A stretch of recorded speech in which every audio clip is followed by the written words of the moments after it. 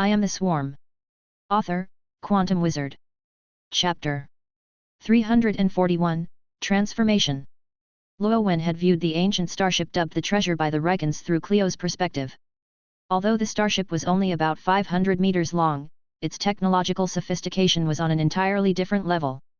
At its core was a gravitational warp drive, a propulsion system far beyond Recon comprehension. The Reckons had only managed to reverse engineer the fighter engines on board, which were far simpler in design. The third party currently approaching from interstellar space, based on their propulsion technology, could not possibly be the creators of the ancient starship. If they possessed true warp drives, their speed would have exceeded light speed, making detection by observer bugs impossible. In fact, they appeared more like elder siblings to the Reckons cut from the same cloth. When viewed in this light, the possibility became plausible. If Luo Wen's hypothesis was correct and the Watchers had placed a starship in the native system of every intelligent species, this new faction could very well represent a civilization that had received their starship earlier than the Reckons. Consequently, they would have had more time to study it, achieving a deeper understanding and greater benefits. The more Luo Wen considered this scenario, the more likely it seemed. As for why no Watcher starship had been found in the Genesis system, Luo Wen had a theory. The evolution from single-celled organisms to advanced animals takes billions of years, and the transition from beasts to a civilized species requires millions, if not tens of millions, of years. The rat folk on the Genesis planet, for example, had evolved from the lowly tail lard rats to their current state. Without intervention, this process would have taken at least 1 million years of natural evolution. Yet with Luo Wen's interference, they had completed this journey in mere centuries. The Watcher starship discovered by the Reckons, based on analysis, had been buried for over 10,000 years. At that time, the Reckons had already progressed to using fire and forming tribal societies. If the Watchers placed starships only when a native species reached such a developmental stage, the rat folk's situation might have been too premature for intervention. Their sudden advancement could have left the Watchers themselves baffled. This realization made Luo Wen tread even more cautiously. The rat folk's abnormal evolution might draw the Watchers' attention, should they indeed be monitoring this region of space. Such scrutiny from a power far surpassing his own was not a prospect to be taken lightly. On second thought, however, Luo Wen realized there might be flaws in his assumptions. His initial certainty about the Watcher's existence stemmed from detecting a third-party monitoring device near the battlefield. But he now questioned whether the device belonged to this new faction instead. If so, the Watcher's existence was no longer a given, rendering all his previous conjectures mere speculation. Regardless, the Reckon star system held little strategic value to the Swarm. Even if the entire force stationed there were lost, it wouldn't matter. This gave Luo Wen the flexibility to advance or retreat as he saw fit, affording him a high degree of autonomy. For now, the Swarm would adopt a wait-and-see approach. The arrival of the third party would inevitably bring new information, likely shedding light on the situation. Meanwhile, infiltration efforts against the Reckons were temporarily halted. Antonio, even if he retained his position as president until his natural death, had only a lifespan of a little over a century. This was merely a minor delay in Luo Wen's plans. Since the Swarm network had undergone yet another upgrade, Luo Wen's enhanced longevity had reshaped his perception of time. For a long-lived species, there was no rush for immediate results. Half a year later, an unexpected development unfolded. Without any active intervention from the Swarm, the internal situation within the Reckon society had naturally deteriorated to an alarming degree. During one of Antonio's public speeches, a large number of angry Reckon citizens stormed the stage, clashing violently with his security team and the guarding forces. As Antonio was evacuated, the airship he was traveling in was struck by a weapon from an unknown faction. It crashed, and despite rescue efforts, Antonio succumbed to his injuries. Events often play out in dramatic fashion, and Luo Wen swore he had no part in this incident. Although many intelligent entities infiltrated the opposition, Luo Wen had already ordered a cessation of all aggressive actions after detecting the imminent arrival of a third party. It didn't matter much in the end. The impact of Antonio's death was smaller than anticipated. A man who had broken Reckon traditions by serving as president for over 50 years vanished from the stage of history without a ripple, proving that the world marches on regardless of anyone's absence. A new president was elected at lightning speed. Milton, a participant in the high-level closed-door meetings, and one of the most likely successors to Antonio's position. His ascension came as no surprise to the Reckons. Milton was still a natural Reckon, not a Swarm-embedded intelligent entity. In fact, if Luo Wen had pushed for an intelligent entity to take office, it could have been accomplished. However, with the third party's arrival imminent, Luo Wen decided a natural reckon would be more advantageous in the current context. Future decisions could always be adjusted based on circumstances.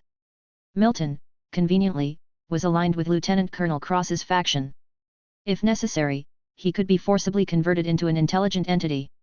A clone of him already lay dormant beneath his residence, ready to assume some of his duties should he disappear for up to 7 days. As for who would operate this clone, Luo Wen had a perfect candidate, none other than the late Antonio. As part of the second group of Reckons to receive longevity serum injections, Antonio's body had long been modified. At the moment of his death, Luo Wen had forcibly harvested his consciousness into the swarm network.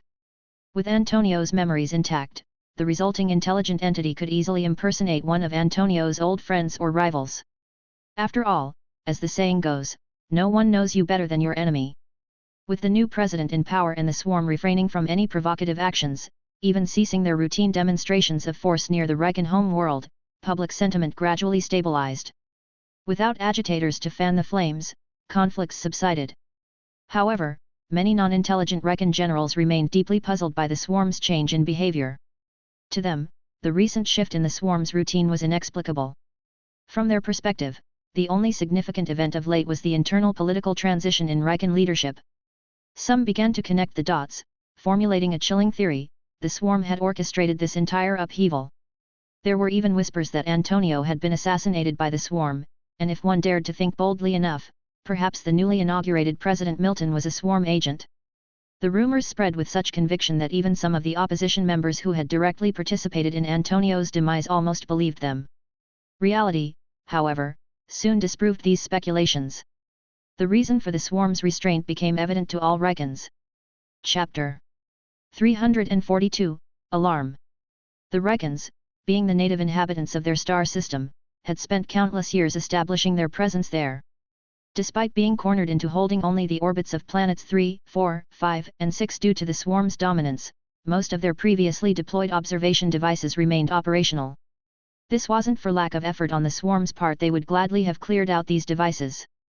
However, the observation units were cleverly concealed, difficult to detect, and scattered across the vast expanse of the star system. The swarm's mature and larval bodies, lacking atomic furnaces, were incapable of long-range operations. Clearing these devices would require the use of primordial bodies, which, though numerous, were not infinite. Sending thousands of primordial bodies across the system would be akin to tossing pebbles into an ocean, achieving minimal impact while risking their forces being divided and picked off by concentrated Reckon counterattacks. Thus, these small annoyances were left for later, and they continued to provide the Reckons with some insight into the star system's happenings. In a dimly lit room, 10 large monitors hung on one wall, each split into a 5x4 grid of smaller screens, all currently blacked out. Opposite this wall were several additional monitors, their surfaces filled with chaotic lines, flashing red and green lights, and other symbols incomprehensible to anyone lacking technical expertise. Between the two walls, a bored Reckon soldier slouched in a swivel chair.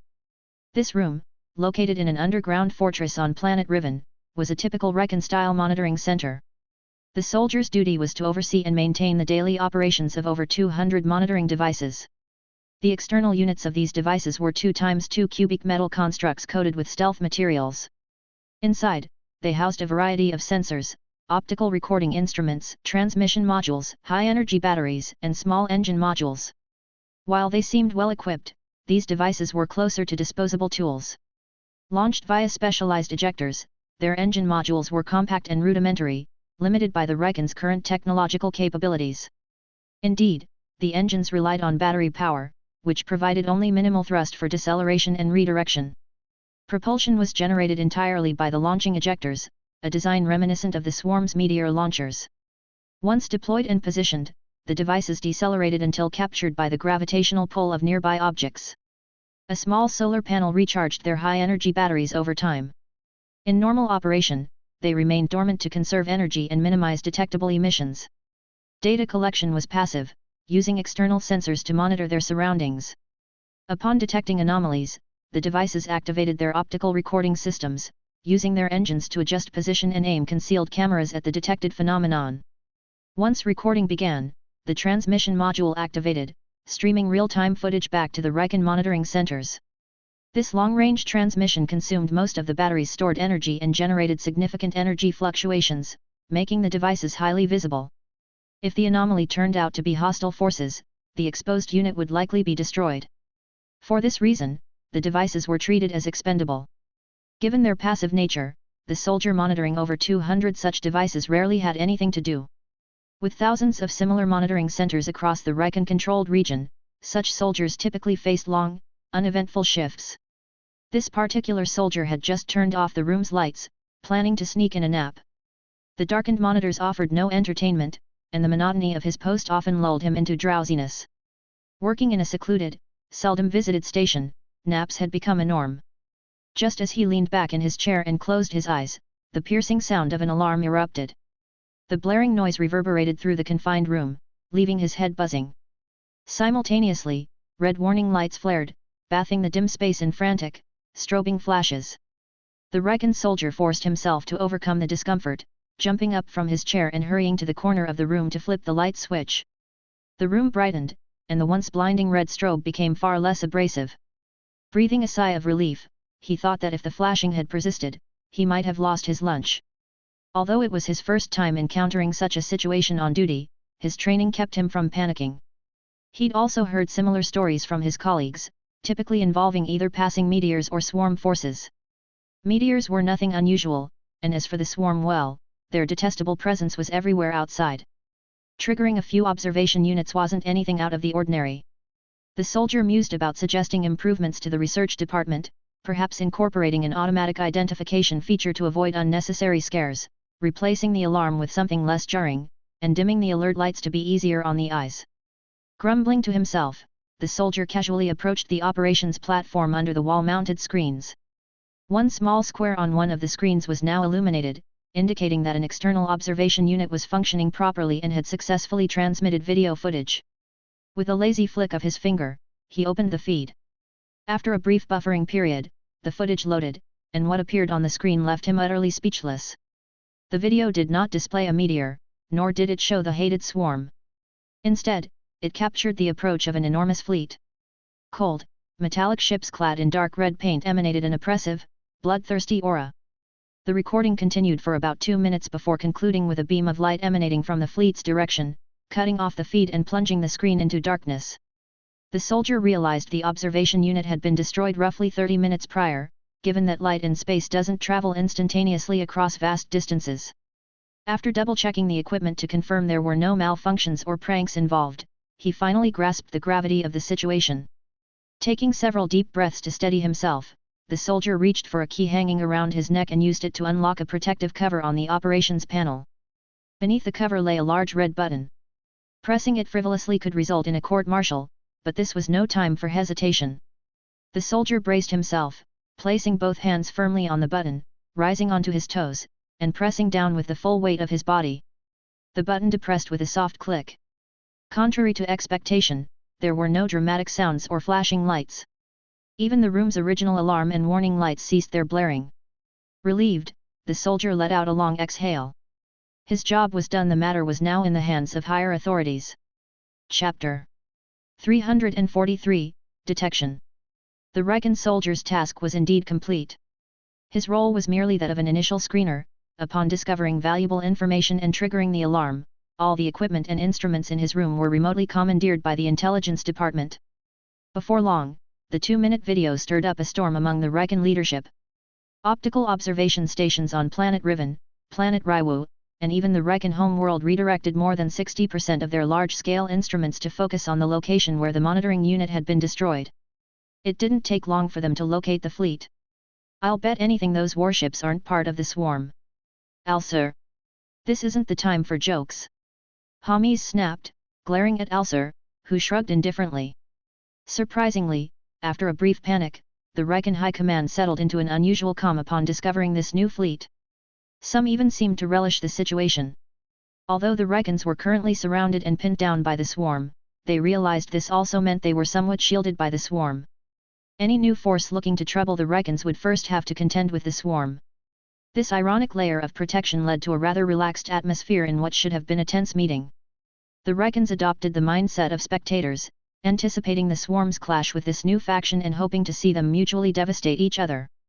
After all, the swarm was their oppressive captor, not a trusted guardian.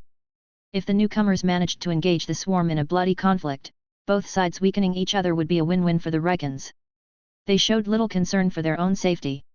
To them, the swarm was overwhelmingly powerful, while the newcomers, based on the size of their warships, appeared only slightly stronger than the Reckons themselves. It seems the swarm likely noticed them long ago, which is why they've been holding their position. We were overthinking it before. Still, those newcomers, their main engines look oddly familiar, remarked a logistics general, staring at the high-resolution photos and videos captured by the Reckon observation systems now trained on the Dark Red Fleet. The remark drew attention. With so many advanced optical instruments focused on the new fleet, the Reckons had acquired exceptionally clear images of their warships. The general's comment about the engines piqued interest. "What did you notice, Sei Fang?" someone asked. Major General Sei Fang was lost in thought, not responding immediately. Suddenly, he moved swiftly, isolating the image of the dark red warship's rear engine section. He then retrieved an image of a Reckon warship, isolating its engine as well, and placed the two images side by side. The other Reckon officers crowded around to see. Gradually, their expressions shifted, mouths agape in astonishment. "I understand that technological convergence can happen, but this is way too similar," one officer murmured. "If you hadn't shown me the full images, I wouldn't have been able to tell which was which.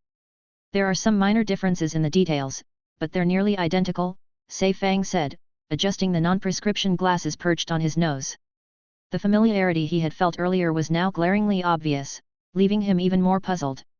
"This isn't just about convergence," Sei Fang continued.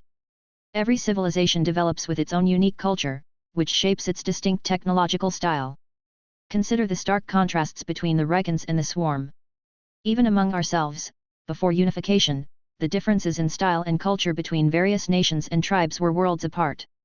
And yet, here we are separated by who knows how many light years and their designs align so closely with ours.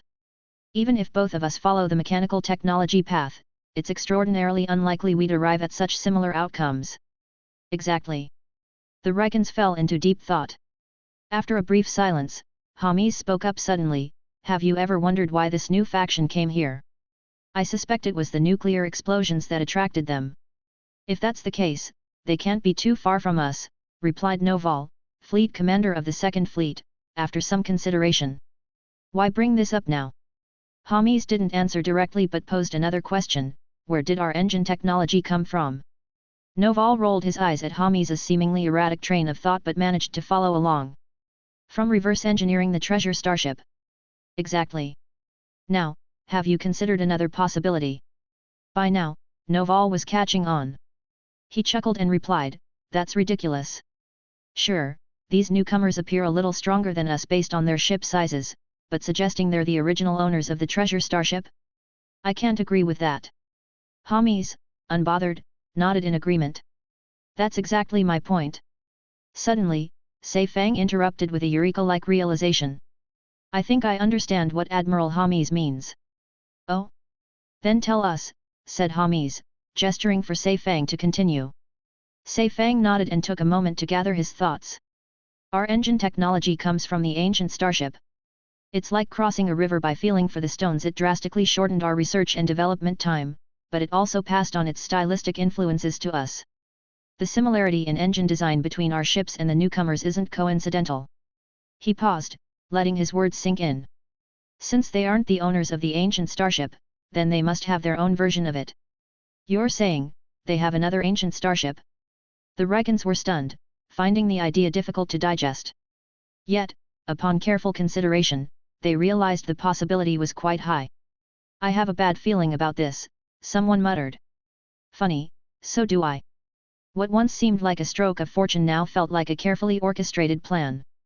That realization left a sour taste in their mouths. "So, this new faction may not have been drawn here by the nuclear explosions after all," Hamis said, nodding. "Exactly. That's what I'm saying." "Do you know what came to my mind first?" asked another officer. "Some kind of experiment." "Haha, looks like we're on the same page. A civilization or faction, using us as test subjects. but now rushing in because they see us on the brink of annihilation by the swarm. That's a good story. I like it. Me too. Looks like we've been underestimated. It's more about the imbalance of information.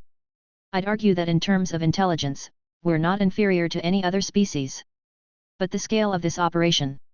If whoever is behind this harbors malicious intent, we might be in serious trouble. Then, the swarm is the wild card.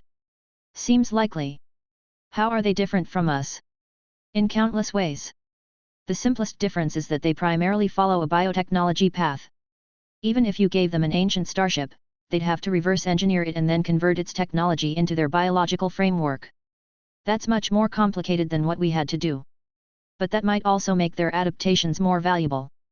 The swarm could be in for some trouble. Kind of makes me happy. Receiving all this in real time, Sarah Kerrigan sighed. A civilization destined to be livestock, why bother thinking so much? Chapter 344, Daki. When the newcomers destroyed the Riken observation device, their action was immediately detected by the ever-vigilant swarm. Such decisive hostility, without a hint of hesitation, suggested not only ill intent but also an unwavering confidence in their own strength. However, the swarm, particularly Luo Wen, who had become even more formidable after the latest upgrade to the swarm network, was unfazed. Confidence born of power is a universal trait, and now, two equally confident factions were on a collision course, where only raw strength would decide the victor. Well then, let's see who's really bluffing, Luo Wen remarked. Ah, two fledgling interstellar civilizations, ignorant and without reverence for the cosmos. Don't they realize that detonating high-yield nuclear weapons in space is incredibly dangerous? A tall, humanoid figure standing over 2 meters spoke from the bridge of a warship. Clad in a dark red uniform adorned with intricate patterns along its edges, the figure's attire perfectly matched his crimson skin, which exuded an eerie, almost blood-soaked beauty. His facial features included the standard eyes, nose, mouth, and ears, but with a striking anomaly, he possessed 3 eyes. The outer 2 stretched to the tops of his ears, while the third sat atop the bridge of his nose, aligned horizontally with the other 2. This unique arrangement granted him a field of vision far superior to that of any 2-eyed species. The irises of his eyes were predominantly dark yellow, with constricted black pupils that lent his gaze a fierce intensity. His crimson skin was marked by intricate cracks and scattered granular protrusions, which were not indicative of disease. The figure standing behind him, a slender humanoid of the same race, shared these traits, confirming them as a characteristic of their species. The second figure, though shorter at just over 1.9 meters, possessed a form that could stir boundless imagination from behind. However, her magma-textured skin and 3 half-lidded yellow eyes likely fell short of appealing to many species' aesthetic standards. What do you think, Aslet? The taller figure asked, breaking the silence. He was clearly basking in his own musings and seemed miffed that his subordinate hadn't offered any commentary. Nevertheless, he turned to her with the question. Despite her appearance being unappealing to other species, by her race's standards, Aslet was a bona fide beauty. You are correct, Your Highness, she replied with a sigh, her tone carrying a note of resignation. The speaker was Prince Diallo, the third prince of the Daki Empire, a vast interstellar state spanning 3 star systems. Though over 300 years old, by the Empire's standards, he was still considered a youth. In the Daki Empire, interstellar travel necessitated extended stasis. As such, age calculations were inconsistent. While Diallo had been alive for over 3 centuries, 2/3 of that time had been spent in hibernation during interstellar voyages, leaving his body biologically in its prime, around 100 years old. The Daki Empire, a sprawling civilization, had fully conquered its home star system 2 millennia ago with external assistance. Over the centuries, they expanded their dominion to 2 additional star systems. Although their engine technology was advanced, approaching the theoretical limits of their technological paradigm, they had yet to achieve faster-than-light travel. The distances between neighboring star systems, typically spanning more than 5 light-years, meant that even at their current speeds, journeys between the Empire's core and its colonies took over a decade.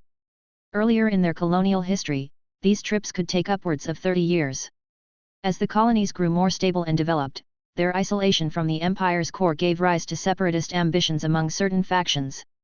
Though these uprisings were swiftly crushed by the Empire's mighty fleets, the events left the Daki royal family wary.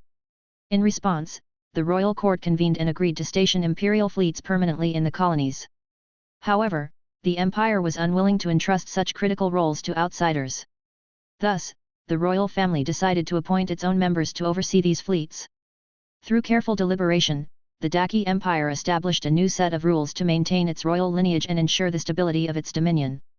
Given the Dakis' long lifespans and their position as regional overlords, the king resided safely at the empire's core. By the time an old king abdicated and the crown prince ascended the throne, the new king was often already advanced in age with numerous offspring. For example, when Prince Diallo's father ascended the throne, he already had dozens of siblings. Upon the new king's coronation, his sons were required to assume command of the imperial fleets stationed in the colonies. Their role was to defend the empire's borders while intimidating potential internal and external threats within their territories. The prior commander of the fleet, the previous generation's prince, now promoted to duke, would determine their next step based on circumstances. If the new commander, their nephew or younger cousin, maintained a good relationship with them, the former fleet commander might stay on as an advisor or in a subordinate role. If relations were strained, they would return to the imperial homeworld to retire. However, by this stage, few dukes typically remained alive. This was due to one of the Daki's most brutal traditions. When the king reached a certain age, the battle for succession was initiated. All princes with the qualifications to claim the throne were required to participate. To participate in the battle for succession, a prince needed to wield actual power, typically command of a fleet. As such, eligible participants were generally born before the reigning king's coronation, as those born afterward rarely had time to attain such positions. While the competition was restricted to a limited number of princes, all methods of contention were deemed legal during this period. The means of contention varied widely, ranging from peaceful to violent. Peaceful means, princes could expand the empire's borders, quell rebellions, or carry out extraordinary missions to prove their worth. However, such achievements were rare and unpredictable. Since the Daki royal family implemented this system, no prince had ever ascended to the throne through merit alone. Most princes opted for more aggressive approaches. Competitors were summoned to the imperial home world, where they engaged in various battles to determine the victor. These contests ranged from large-scale simulated fleet battles to direct combat between special operations teams. Even poisonings or outright assassinations were permissible, with rivals vanishing without a trace. At the end of the battle for succession, the surviving princes were ranked through a unique scoring system, with the highest scorer claiming the title of crown prince. All grievances and rivalries from the competition were officially resolved and could no longer be pursued. The brutality of these battles ensured that only a few princes survived. Of the dozens of participants, fewer than 5 typically emerged alive. The practice was so blood-soaked that the imperial line was perpetually thinned with each succession. Chapter 345, Diallo. In Diallo's father's generation, the battle for succession saw 34 princes competing for the throne. By the end, only 2 remained. His father ultimately claimed victory by orchestrating the demise of 11 rivals, earning the crown through the points system. Such ruthless competition ensured that only the strongest survived. Even in the rare instance of a lucky winner, the royal family's secretive institutions were in place to either support a capable king or reduce an incompetent one to a mere figurehead. For over a millennium, this system, bolstered by oversight and assistance from the suzerain nation, had allowed the Daki Empire to thrive. However, with the aging king nearing the end of his reign, a new round of succession battles was imminent. As the third prince, Diallo was well positioned for the contest, commanding a fleet of over 2,000 warships. However, he had little interest in ruling. Becoming king would tie him to the Daki home world, making it nearly impossible to roam the stars, a prospect he could not accept. When the suzerain nation issued a mission, Diallo eagerly volunteered. It provided the perfect excuse to evade the succession war while taking his fleet on an extended adventure. If he delayed his return, he risked losing his military command and being relegated to the title of duke, but Diallo found this preferable to being bound to the throne. Diallo's adjutant and one of his many consorts, Aslet, accompanied him. Though Diallo had numerous consorts, only one held the position of his adjutant, and that honor belonged to Aslet. The Daki culture exalted the aesthetics of violence. From the brutal succession rules to the dark red patterns adorning their warships and uniforms, their appreciation for power was unmistakable. Aslet's position had not come without fierce competition. Despite her calm demeanor, she had once cut down many rivals to secure her place. Aslet, they've spotted us. What kind of grand entrance should I make? Diallo asked, gazing at the screen before him. He ran a hand through his short dark red hair, a mischievous glint in his eyes. Beneath Diallo's seemingly sinister exterior lay a playful, unpredictable personality. His decision to accept the mission and travel to the Riken star system was equivalent to forfeiting his claim to the throne, shocking many Daki citizens and infuriating his brothers. As the powerful third prince, his deliberate withdrawal from the contest left many other princes envious of his privilege. Among those vying for the throne, however, his decision was met with genuine relief. They even offered heartfelt blessings for his departure. Aslit didn't respond immediately. She knew that when Diallo posed such questions, no answer was necessary unless he pressed further. Sure enough, Diallo didn't expect a reply. Instead, he continued, "I've decided. Let's give them a grand welcoming ceremony just like Troy did for us back then. Your Highness, I advise caution. That was over 1,000 years ago. Our relations with Troy are stable now," Aslit reminded him gently, aware that the ship's AI was recording his every word. "What's there to fear? Remembering history doesn't prevent us from maintaining good relations with them. Weakness is a sin, and I've never thought Troy was wrong. Look at us now, we're equals. I think these two new civilizations need a similar lesson. Let the handsome Diallo play the villain for once." Aslit sighed inwardly but dutifully replied, "Your Highness, your intentions are difficult for ordinary people to comprehend." Diallo smiled warmly. "They don't need to understand. It's enough that you do." Seeing his consort and adjutant's pained expression, Diallo burst into hearty laughter. Turning toward the lower deck of the bridge, he commanded, "Clear the path. Accelerate forward. Let's greet our new friends. Your Highness, the Rikens are manageable, but the swarm is peculiar. The suzerain seems to take them quite seriously. We should proceed with caution. Be more confident, Aslit. Perhaps they'll surpass us in the future, but for now, we still hold the lead. Besides, isn't it all the more fascinating that the suzerain cares so much about them?" "Ha ha ha," Diallo laughed, his tone a mixture of amusement and arrogance. "I'm worried that they might retaliate against us later," Aslit said cautiously. "Humph. Every civilization has gone through this phase, it's an unspoken rule. If they dare resist, they'll be challenging the entire alliance. Look back over millennia, who's ever opposed it?"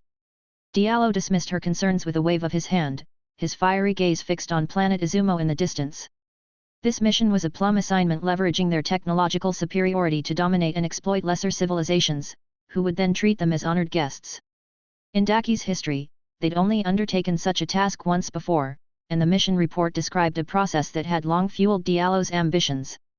This time, there were two civilizations involved, ample opportunity for extended entertainment.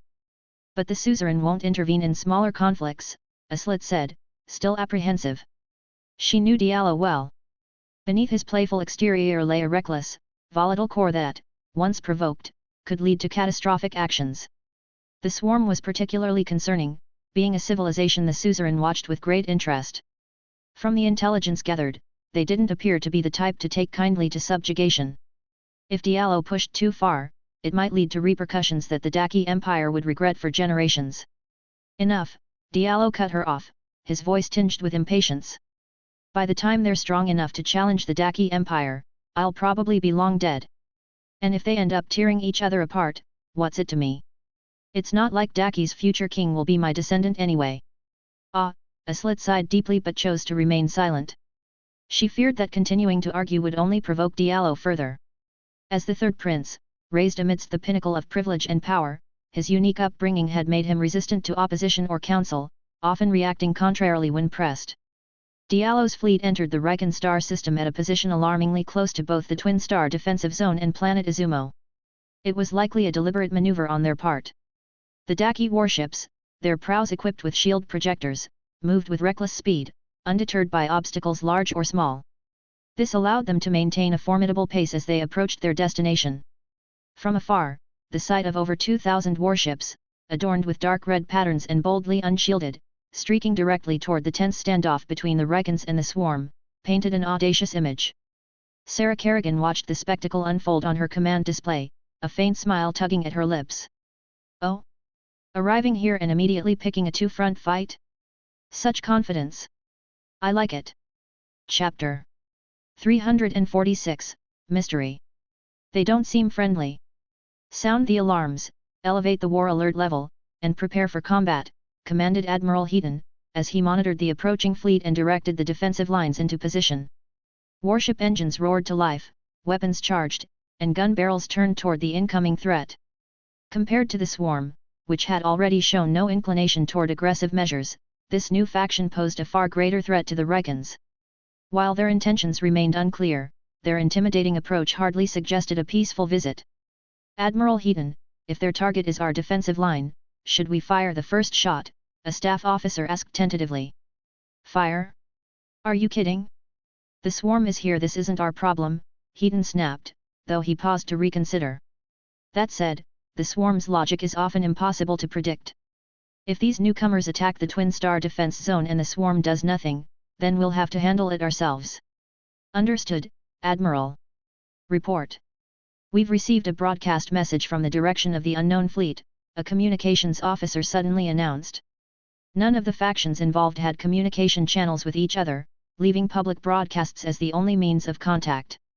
The Rykans had previously tried hailing the swarm, but their efforts were met with utter indifference.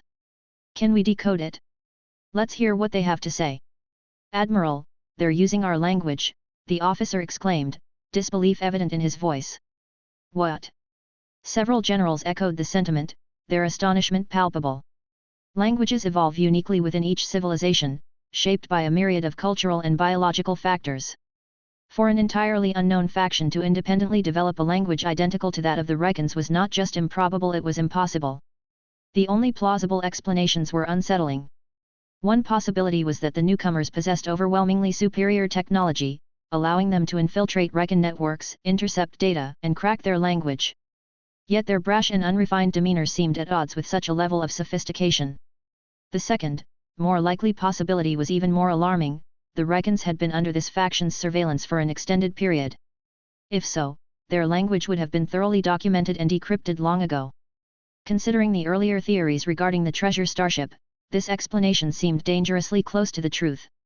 "Damn it, these guys didn't even bother pretending, did they?" one general growled.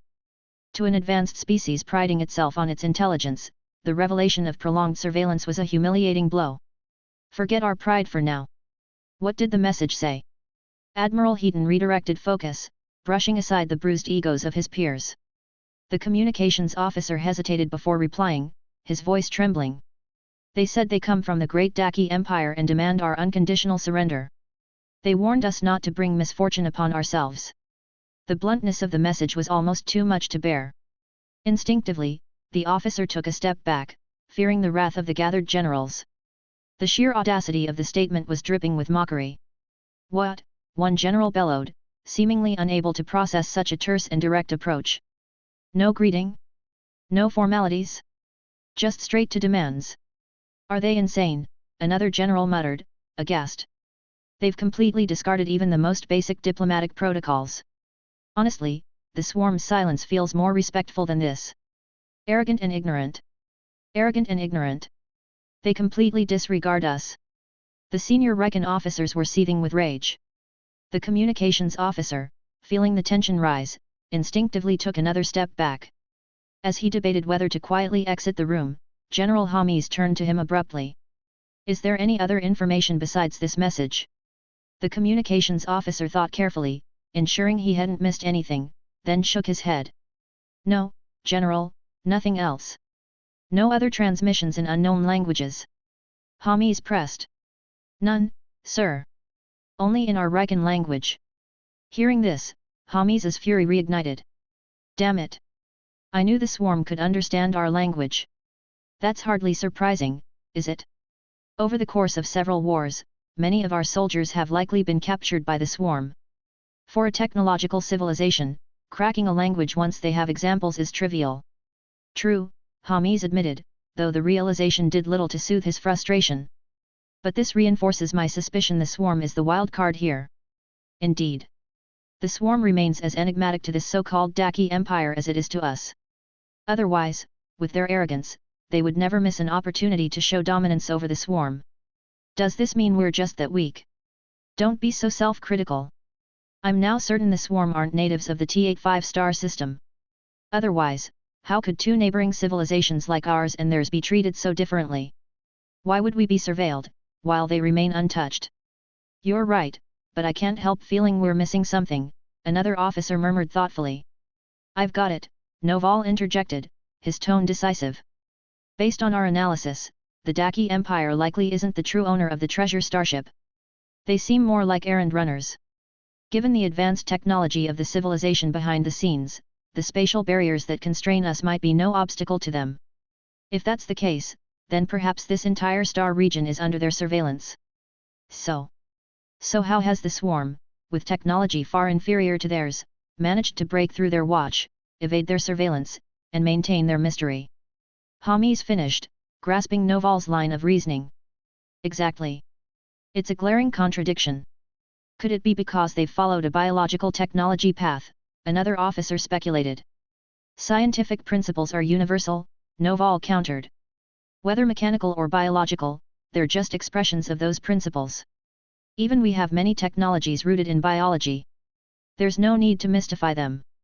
Meanwhile, aboard the flagship of the Daki fleet, Prince Diallo reclined in his command chair, his cracked, volcanic-textured jaw resting thoughtfully in his hand. Even the suzerain has refrained from providing further information on this swarm. Clearly, there's something unique about them, Diallo mused. But how do they do it? Your Highness, Aslit ventured cautiously, I've previously speculated that their history may include a genius who, early in their civilization's development, treated a suzerain-level threat as a hypothetical enemy and meticulously prepared their society while hiding their true strength until now. Diallo shook his head. That doesn't hold water. Achieving this level of secrecy and advancement requires more than a single genius. It demands the unwavering cooperation of their entire species. Do you think that's likely? Moreover, the suzerain hasn't even provided basic information, like their language or scripts. This goes far beyond mere concealment. Yes, which leads to my second hypothesis, Aslit continued. The swarm may be outsiders. They could be an advanced intelligent species that, for some reason, ended up in this star region. Their high level of technology from the outset would make sense, but their history before that would be a blank. That does seem plausible, Diallo agreed, but there are still inconsistencies. A civilization large enough to migrate wouldn't escape the suzerain's surveillance. And for a displaced species to rebuild to this extent would require significant time. Chapter 347, Clearing the Path. Yes, according to the latest intelligence, the swarm's main forces are concentrated in the M579 star system. However, it doesn't appear to be their origin point. Interestingly, a highly unusual native species has been discovered there. Oh! Diallo's curiosity was piqued. This species evolved from beasts to a civilized race in just a few hundred years. Ha! A familiar pattern. Looks like this swarm also enjoys conducting experiments, Diallo said with a dry laugh, as if recalling a distant memory. Annoying creatures. Didn't they uncover anything useful from that native species? Aslit shook her head. The swarm's defenses in that area are exceptionally tight. Coupled with their inherent mystery, even with the suzerain's technological capabilities, infiltrating them undetected seems impossible. To avoid alarming them, all surveillance has been conducted at a distance. Typical. Diallo snorted disdainfully. Your Highness, yesterday I reviewed the collected information with the think tank and arrived at a new hypothesis, Aslit ventured cautiously. Oh? What kind of hypothesis?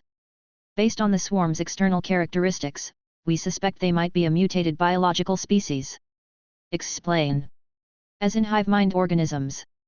A species where only a few individuals possess true intelligence. If such a biological entity developed intelligence through mutation, it might have evaded the suzerain's monitoring, allowing them to grow to their current level. Diallo's interest deepened. He nodded slowly. That makes sense. A single genius individual could indeed transform the entire species without needing their cooperation, since the others would naturally obey without question. But even so, I still find it hard to believe. Could a species with such inherent conformity advance technology to this degree? That's precisely what perplexes us, Your Highness. These are just hypotheses. The swarm remains shrouded in mystery. Diallo narrowed his eyes, his gaze fixed on the massive image of planet Izumo displayed on the screen. In a low voice, he mused, fascinating, truly fascinating. Aslit, do you think if we were to uncover the swarm's secrets, it might free us from the suzerain's grasp? Your thoughts are dangerous, Your Highness. Please, tread carefully. A slit lowered her head and gently reminded him. Don't be dull. I'm merely speculating. Still, their mystery intrigues me. It makes me want to tear them apart to see what they're hiding. Your Highness, I believe we should proceed with caution. No more words. I prefer straightforward action over schemes. Diallo waved dismissively, cutting off Aslit's warnings. Yet his flickering gaze betrayed the complex thoughts churning behind his confident facade. As the Daki fleet advanced, its trajectory subtly shifted. Instead of heading toward the midpoint between planet Izumo and the Twin Star defensive zone, their path veered slightly toward the swarm's position near planet Izumo. The overt hostility of the Daki fleet's maneuver immediately triggered alerts. More than 50% of the observation devices belonging to both the swarm and the Reckons locked onto the fleet, analyzing every move. As soon as the fleet altered its course, the change was detected, and within moments, advanced computational systems recalculated their new trajectory. When the results came in, the Reckons collectively exhaled in relief. The Daki fleet's target wasn't them. All they had to do now was sit back and watch. Military base personnel quietly lamented the lack of civilian amenities. With a snack bar or vending machine, they could have made a fortune selling drinks and sunflower seeds. The swarm, however, remained unperturbed. This development had been anticipated. Your Highness, we've entered firing range, an officer reported. Excellent. Authorize fleet-wide network integration, unlock AI permissions, and compute individual targets. Clear the path. Prince Diallo's demeanor turned serious as he issued his orders with a commanding air. Nearly 2 centuries of overseeing frontier fleets had honed him into a capable military leader, far from a mere figurehead. As the Daki warships sped forward, the reverse thrusters at their prows flared to life. The fleet slowed abruptly, each ship shuddering momentarily from the sudden deceleration. This maneuver alone demonstrated the superiority of Daki engineering. If Recon warships attempted such an operation, the structural strain would likely tear them apart instantly. The decelerated warships trained their forward-facing main guns 8 per vessel on calculated targets. Assisted by radar and advanced computer systems, the turrets swung into position. Moments later, a synchronized volley of firepower erupted, thousands of red energy beams lancing into the void. At this moment, the Daki fleet was nearly 10 million kilometers away from planet Izumo. At such a vast distance, even light would take over half a second to traverse. While the swarm's electromagnetic railguns were capable of firing over such distances, their projectiles would take hours to reach their targets, and anything but a stationary object would be virtually impossible to hit. However, the Daki clearly had faith in their weapons. Their main guns, similar in function to the energy weapons used by the Reckons, fired condensed red beams. Unlike the Reckon weapons, however, the Daki beams had significantly greater range, underscoring their technological superiority in energy weaponry. Even so, the immense distance proved too much. Although the beams were highly focused, the energy dissipated during their journey. Most were extinguished mid-flight, and those that reached the swarm's vicinity carried insufficient force to inflict serious damage. The barrage, while spectacular, had limited practical effect, appearing more like a dazzling light show. Neither the swarm nor the Reckons mocked this apparent display of ineffectiveness. At this level of technological advancement, no faction would engage in such actions without purpose. And indeed, there was purpose. After 3 volleys, the Daki fleet ceased fire. Your Highness, the pathway ahead has been cleared. Well done. Let the swarm witness the fiery passion of our Crimson Kiss, Diallo quipped with a smirk. At once, Your Highness. The warship's upper missile silos opened, revealing rows of massive warheads. One by one, they were ejected and launched. Guided by AI-assisted fire control systems, the missiles locked onto their targets, igniting their rear engines. With trails of white exhaust, the missiles arced toward planet Izumo. The Daki missiles bore a resemblance to the radiance of the Reckons. However, in terms of sophistication, the Daki designs were at least 2 generations ahead. While the Reckon missiles weren't exactly slow, their speed was insufficient in the context of modern space warfare. As a result, Reckons primarily used them to deliver high-yield nuclear warheads for indiscriminate attacks. The Daki missiles, on the other hand, told a different story. Benefiting from their advanced engine technology capable of propelling their warships to over half the speed of light, the Daki had miniaturized these engines for missile use. Although the reduced size curtailed their velocity somewhat, the missiles still reached an impressive 1/3 the speed of light. This technological edge made the Daki missiles a deadly addition to their arsenal, capable of striking with precision and ferocity. As they hurtled toward planet Izumo, their trajectories promised the beginning of a calculated assault. Chapter 348, Crimson Kiss. What kind of concept are we talking about here? The Earth-to-Moon distance of over 300,000 kilometers could be traversed by this missile in just 4 seconds, assuming no external factors. With the Daki fleet over 10 million kilometers away from planet Izumo, factoring in acceleration, the missiles would take just over 2 minutes to reach their target. This speed was extraordinary, especially for a missile. Unlike electromagnetic railgun projectiles or energy beams, which are one-shot, point-to-point weapons, these missiles carried fire control systems and propulsion units, enabling them to independently seek and track targets. At this velocity, the swarm's current technology offered no means of intercepting them. Once locked on, there was no way for a targeted swarm unit to evade. At this stage, such weapons were effectively guaranteed to hit their mark. However, even a weapon this formidable had its drawbacks. Its strengths were also its limitations in some respects. The missile's engine system, capable of propelling it to such incredible speeds, required an immense amount of energy. The Daki used nuclear batteries to power the engines, but due to the extreme energy demands, these batteries could not yet be miniaturized. This necessitated a massive missile body, limiting the number that could be carried per warship. There was also an upgraded version of this missile. By replacing the nuclear battery with a controlled fusion power source, the missile's size would balloon to 100 meters in length and 20 meters in diameter. While this upgrade would extend its effective range to interstellar distances, measured in light years, such missiles were impractical for anything but the void between star systems, rendering their strategic value negligible. And this leads to the second major limitation of the Crimson Kiss, its lack of flexibility. With no prior intelligence on these missiles, the swarm found themselves caught off guard. The Crimson Kiss was alarmingly fast. After initial acceleration, its velocity climbed to an extraordinary level. Had the Daki not launched such a large salvo, causing energy signatures too prominent to ignore, the missile's speed might have allowed them to slip through the swarm's detection systems altogether. "It seems we'll need to upgrade our radar systems," Sarah Kerrigan muttered, her expression grim. The brazen arrogance of this newcomer faction was matched by their clear technological prowess. "Everyone, move now," she barked. Lacking prior intel or adequate preparation, the swarm could only respond by relocating their forces to minimize the missile's accuracy. With 3 minutes to react, the space octopuses managed to move far from their original positions. However, high-tech weapons like these weren't so easily countered. As the Crimson Kiss missiles approached within 300,000 kilometers of the swarm forces, their warheads abruptly opened, revealing the true payload within. Each missile contained a MIRV, multiple independently targetable reentry vehicle, system, housing 36 tactical nuclear warheads. While nuclear weapons had their shortcomings, they remained cost-effective and devastating in space combat. Each of these warheads, while less powerful than the radiance of the Rikons, still packed enough punch to severely damage a warship. Had the 3 Rikon fleets been caught off guard, a salvo like this from the Daki could have obliterated them outright. Observing the unfolding chaos near planet Izumo, Rikon officers collectively broke out in cold sweats, realizing how close they were to witnessing a similar catastrophe. Due to the Crimson Kiss missile's enormous size and inherent limitations, each Daki warship carried fewer than 10.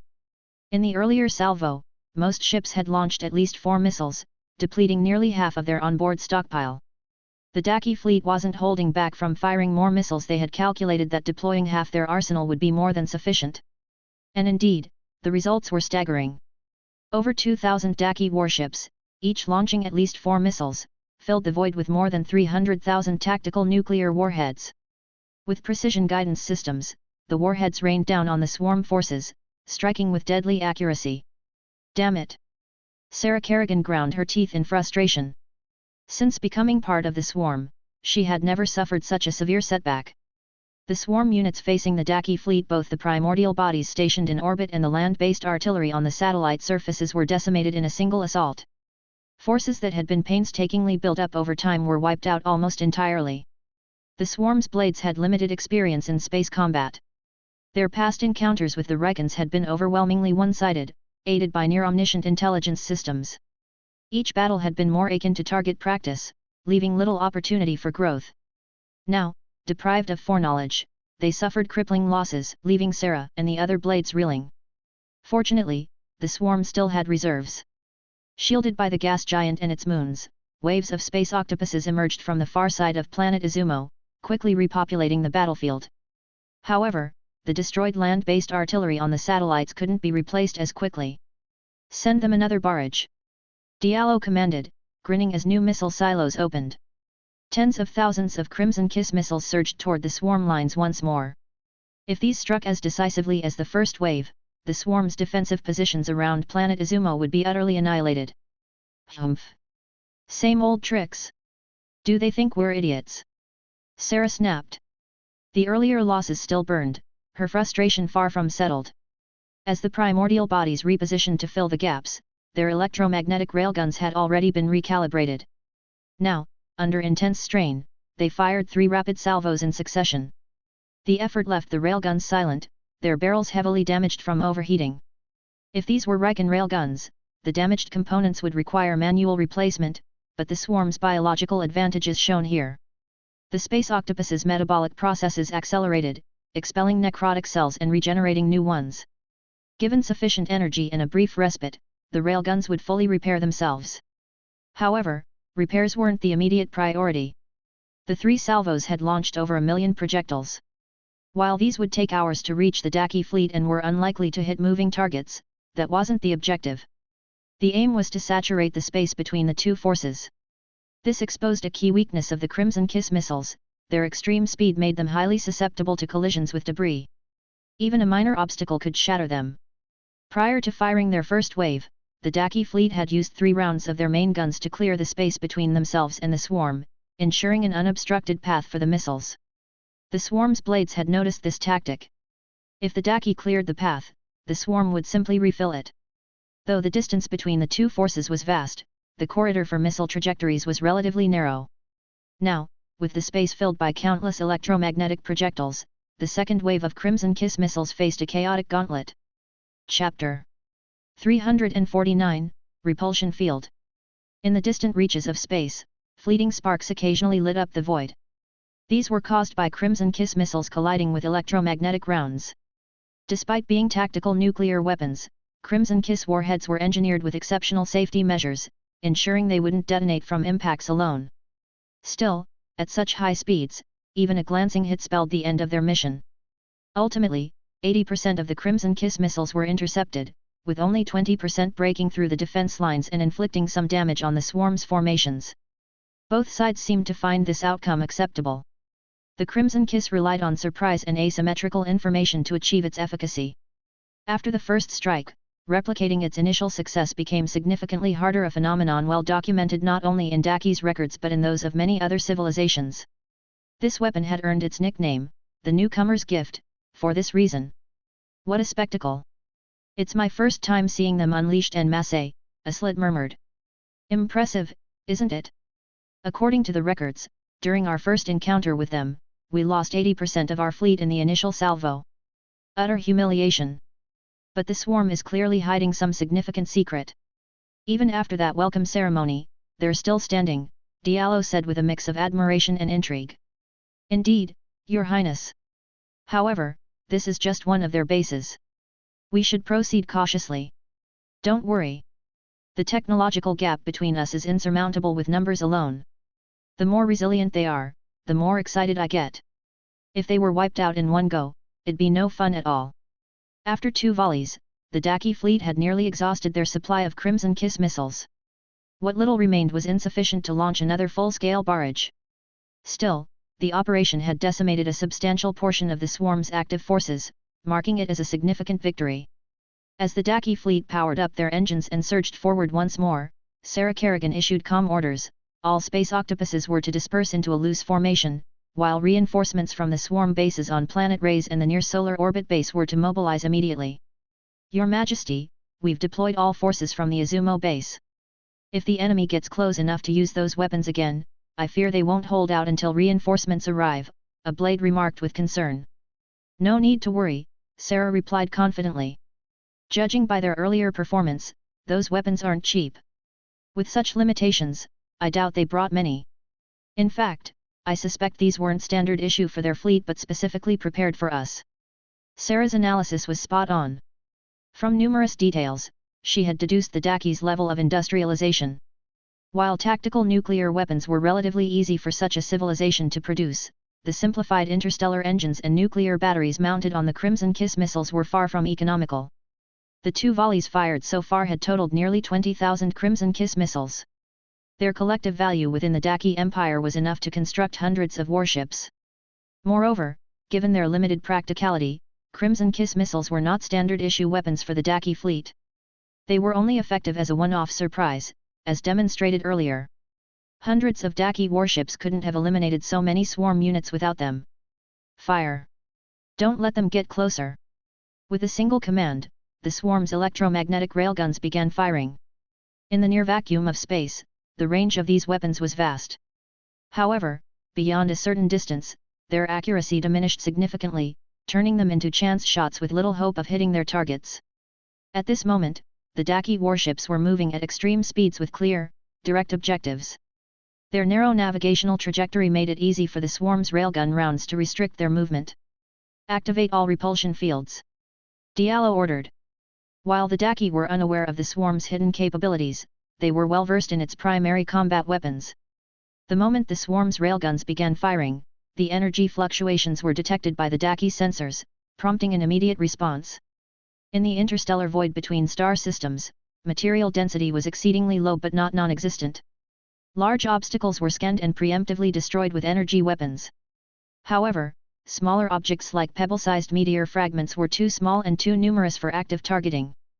By the time such debris appeared on radar, the warships would already be too close for effective interception. Ignoring these micro-obstacles wasn't an option either. At velocities approaching or exceeding half the speed of light, even a grain-sized particle could shatter the warship's reinforced armor designed to withstand railgun strikes as if it were glass. The resulting impact force could easily tear a warship apart.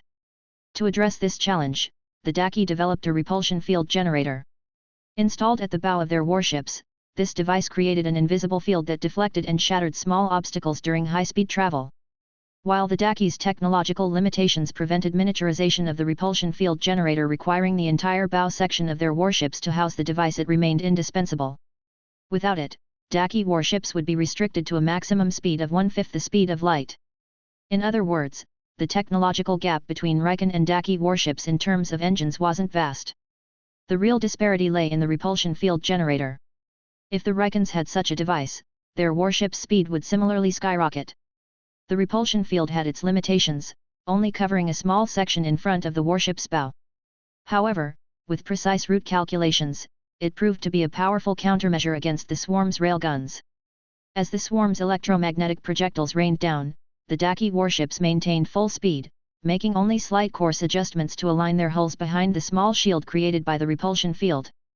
Despite the immense power of the swarm's projectiles, they were utterly ineffective against the transparent repulsion field.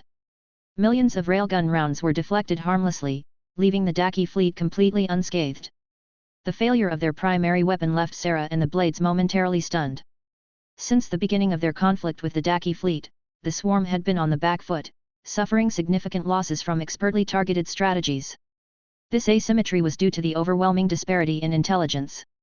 The swarm knew next to nothing about their enemy, while the Daki had gathered considerable information about the swarm. This was an entirely new experience for Sarah and her forces.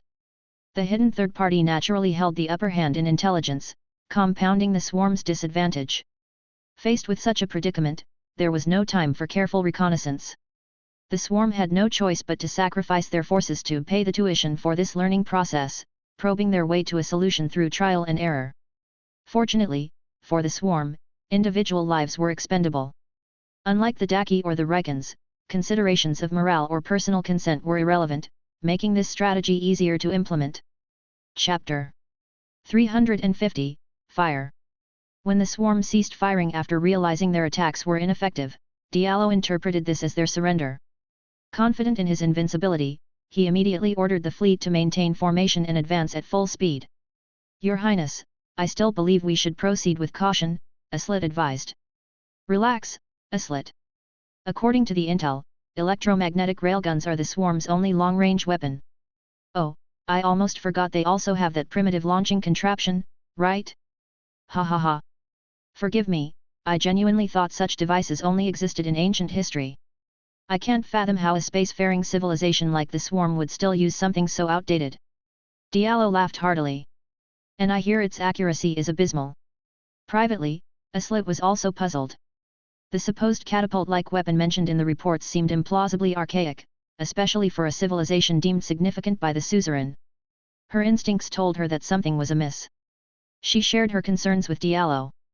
After a moment of consideration, Diallo reassured her, saying, "Don't worry. Even if that thing somehow has perfect accuracy, it's still a physical projectile. Against our repulsion fields, it's utterly useless. Besides, such a device would be impossible to conceal. Looking at the Swarm's current deployment, there's no way they could hide something like that at this range. But what if they have other weapons? For instance, creatures capable of firing lasers," Aslit pressed. "Aslit," Diallo said sternly, "as a proud member of the Great Daki, you shouldn't be asking such questions. Even we haven't solved the problem of long-range energy weapon power supply. Do you honestly believe the Swarm has? I'll concede they have some unique innovations and potential for the future, but for now, in the face of my fleet, they must bow." He dismissed her concerns with an air of finality, turning his attention back to the rapidly approaching planet Izumo. The Daki fleet maintained their incredible speed, undeterred by the Swarm's actions. Under Diallo's command, they closed the distance to 500,000 kilometers from planet Izumo, a perilously close range in space combat. At such a distance, calling it point-blank range might be an exaggeration, but given the technological level of the combatants, it was undeniably dangerous. Energy weapons could traverse this distance in mere seconds, ensuring any battle fought here would be brutal and decisive. For the slower side, retreat would scarcely be an option. Noticing Aslit's hesitation, her lips moving as if to speak but holding back, Diallo smirked. "Aslit, you want to say something, don't you? Your Highness, isn't this range too close? Our repulsion fields only cover a small section at the bow. If the Swarm realizes this and strikes from the sides, even our defenses may struggle against large-caliber electromagnetic railguns." Her concern was valid. The Daki repulsion fields had significant limitations. The generator's inability to be miniaturized meant it could only cover 30% of a warship's surface area, even if the entire interior were dedicated to housing it.